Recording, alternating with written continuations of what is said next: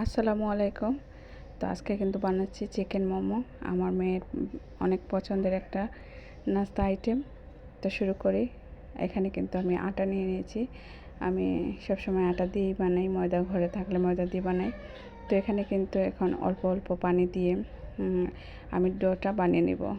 এখানে 1 চিমটি লবণও আমি কিন্তু অ্যাড করে দিয়েছিলাম। এখন আমি অল্প অল্প পানি দিয়ে ডোটা বানিয়ে নিয়েছি। এখন ডোটা আমি রেস্টে রেখে দেব। আর এক সাইডে আমি চিকেন ব্রেস্টটা নিয়ে নিয়েছি। ব্রেস্ট নিয়ে আমি কিমা করে নিয়েছি।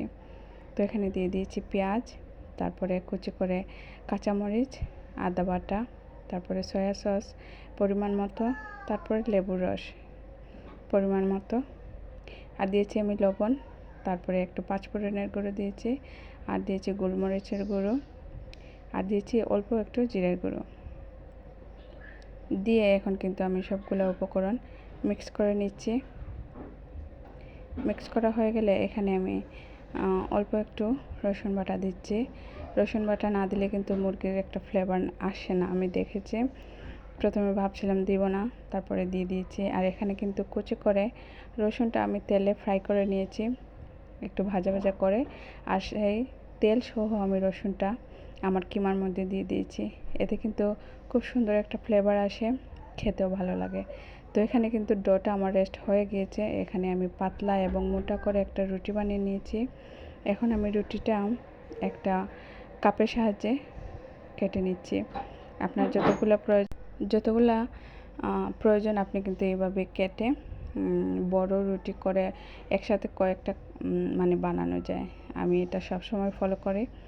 তো এখানে কিন্তু আমার কিমাটা আমি এক এক করে পুর করে নিচ্ছি। পুর করে এখন আমি মোমোর সাইজ করে নিব। আমি কিন্তু মোমোর সাইজ করতে পারি না, মানে মোমোর শেপটা আমি দিতে পারি না।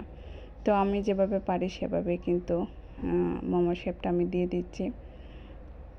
তো এখানে আমার সবগুলো এক এক করে এখন আমি শেপ করে নিব।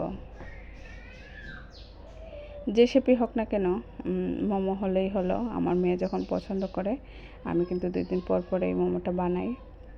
একদম আমার রেসিপিতে আমি বানাই। তো এখানে কিন্তু আমার সবগুলো মোমো বানানো হয়ে গিয়েছে।